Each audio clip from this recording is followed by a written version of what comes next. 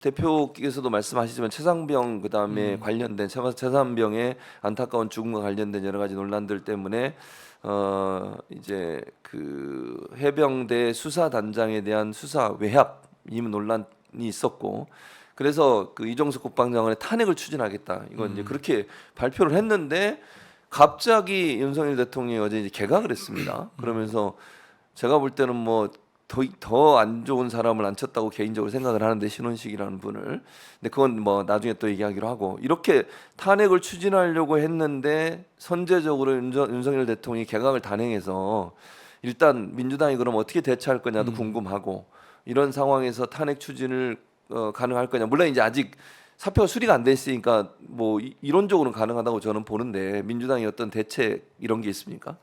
일단 이번 개각은 저는 자폭 개각이라고 보고 있고요. 말씀하신 대로 뭐 면면이 보시면 신원식, 유인촌, 김행하고 방송 해보셨죠? 저는 안 해봤어요. 안 해보셨어요? 네, 근데 아, 라디오로 들었는데 정말 행운이 아, 많으시군요. 네. 저는 여러 번 해봤는데 심하더라고요. 정말 그러니까 네, 네.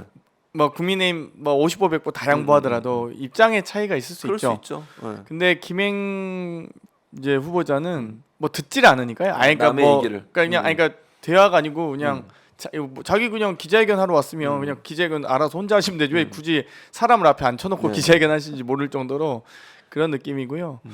어찌됐건 저는 이제 자폭 개각이라고 봅니다. 아마 그때 금요일 최고위에서 탄핵을 시사했고 그랬죠.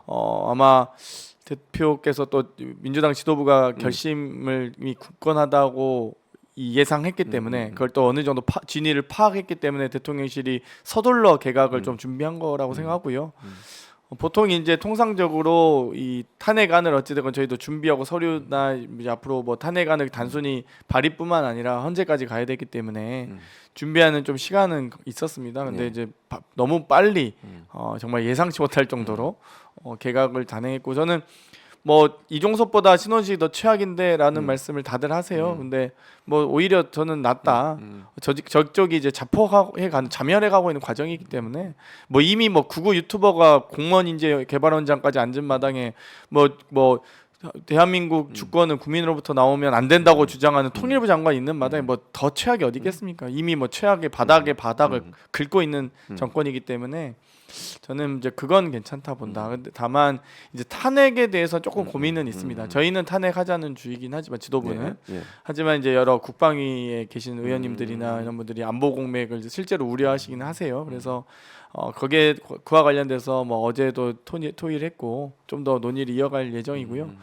어찌되었건 뭐 이종섭 장관에 대해서는 뭐 이미 후임자가 발표된 마당에 오히려 저는 이 꼬리 자르기 개각에 대해서 특검을 무조건 그 특검을 관철시킨 것이 제 1순위 목표가 돼야 된다라고 보고 있고 정말 이 박정원 대령의 전 수사단장에 대한 이 수사 외압 지시를 누가 했는지 그 부분은 뭐 그 장관 윗선이 누군지 밝혀가는 게 훨씬 더 중요하다.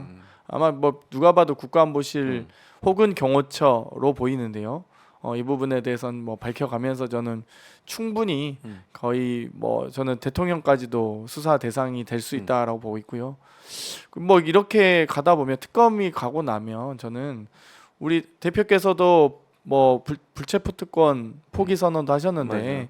대통령도 이 정도 되면 불소추 특권 포기 선언 해야 된다고 생각합니다. 그래서 앞으로 이제 그 다음 이제 특검에서 과연 이제 그 윗선이 누구냐를 조사하는 과정에서 저는 충분히 또 이슈가 부각될 수 있다 보고요. 그래서 이종섭 탄핵보다는 이미 이제 사실상 정치적 탄핵이 된 사람이기 때문에 이 최상병 수사 조작 의혹에 대한 특검 아주 중요하다고 보고 있습니다. 예, 일단 특검 추진 쪽으로 방향을 잡고 물론 말씀하신 것처럼 탄핵이 완전히 뭐 무산된 건 아니지만 추진을 네. 하지만 그거보다는 이제 특검 쪽으로 좀 더 무게를 두고 가시겠다 뭐 이런 충분히 얘기인 거죠. 뭐 다른 이제 또 야당과도 논의를 해야 되기 때문에 예. 뭐 특검법만 수용해 준다면 어찌되건 패스트트랙을 띄우든 어떠든 180석을 만들어야 되기 때문에 예. 그러려면 뭐 다른 정의당이나 진보당의 연대가 매우 중요합니다. 근데 그 당들의 의견도 좀 들어야 될 것 같고요. 예. 뭐 만약 그 당에서 탄핵보다는 특검에 집중하자고 하면 뭐 그 정도까지는 제 1순위는 특검이라고 보고 있습니다. 예. 네.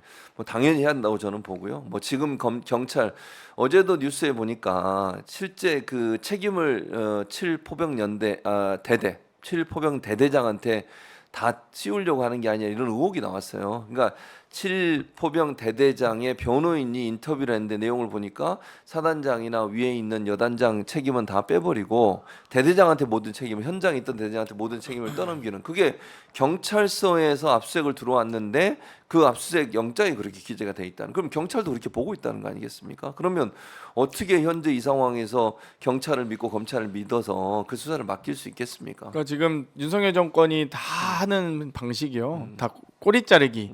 또 정말 하급 지휘자들에 대해서 관리자들에 대한 책임 떠넘기기잖아요. 그러니까 지금 이태원 참사 났을 때도 무슨 용산 경찰서 무슨 과장이 무슨 힘이 있습니까? 그렇죠. 거기에 그냥 기동대 배치하고 112 신고센터에서 신고 안 받은 청와대 대통령실의 뭐 고위 관계자와 아주 친분 관계가 두터운 걸로 알려진 서울경찰청장이 사실 대상이죠. 제가 보기엔 가장 큰 책임 서울경찰청장이라고 보거든요. 기동대 다 빼서 다른 데 투입하고 112 신고센터 자기 직속 부서인데 그 신고도 무마하고 사실 윤희근 청장 뭐 어디 가 있냐 이런 것도 뭐 의미가 있습니다만 그러면 김광호 경찰청장 어디 있었냐 그리고 왜 그 지시 받고도 혹은 지시를 받았는지 안 받았는지 그리고 왜 조치 안 했는지 정확하게 책임을 물어야 되거든요. 근데 용산경찰서 과장한테 그 책임 묻고 있습니다. 또 오송지하차도 정말 대명천지에 버스 타고 가다가 익사당하는 이런 말도 안 되는 사건이 있는데 뭐 지금 청주시청 과장, 뭐 충북도청 과장, 아니 김영환 지사 청주시장이 책임져야죠. 그렇죠. 근데 지금 전혀 그런 얘기들이 없어서 아무튼 그리고 나서 또 이번에 이 최상병 사건도 지금 대대장. 맞아요. 아니 근데 대대장 그럼 물속에 예. 정말 이 수영도 못 치는 다 전투화 신고 가야 된다 했는데 장화 신게 만든 사람이 누군지 로프도 없이 가게 한 사람이 누군지 구명조끼도 안 입고 작전에 투입한 지시가 누구에 의해서 이루어졌는지 아니 일선 지휘관들 다 반대했다는 거거든요. 근데 저는 아무튼 이건 특검으로 뭐 저도 이제 단정적으로 말할 수 없습니다. 맨날 저놈의 그 고소고발하도 많이 말씀해서 근데 어쨌든 누가 했는지는 꼭 밝혀야 된다. 네, 그래서 맞아요. 그게 대대장으로 꼬리 자르지 않도록 그리고 여러 수사 내용들을 뭐 일부 언론에 공개된 내용만 봐도 장관에게까지 지시가 돼서 결재가 된 이 수사 기록이 왜 또 갑자기 장관이 또 말을 바꾸는지 이런 거 다 밝혀야죠. 밝혀야죠. 저는 이종석 장관이 아무튼 경질됐기 때문에 예. 사실 오히려 아무튼 어찌되건 제가 저 자리에 있다 보면은 또 여러 뭐 여러 가지 뭐 이야기를 하기 어려울 거라고 그렇죠. 봐서 그럴 이제 수 있죠. 탄핵을 추진했습니다만 이미 경질된 마당에 빠르게 이제 민간인 아니겠습니까? 그렇죠. 이제 이종석 장관. 민간인이죠. 이제 민간이 되면 이제 열심히 수사 받으시고 그렇죠. 제대로 하시다 맞아요. 보면은 뭐 윤석열 또 대통령이든 정권이든 막 꼬리 자르기면 본인도 이제 내가 이용당했구나, 내가 어디까지 이게 충성할 필요가 없겠구나라고 아마 현자 타임이 올 거라고 봅니다. 그럼요. 그때 이제 진실이 밝혀지겠죠. 그럴 가능성도 있다고 봐요. 네. 또 내부적으로 사실 내부 고발자들이 나올 가능성도 있기 때문에 그렇죠. 좀 지켜봐야 된다고 보고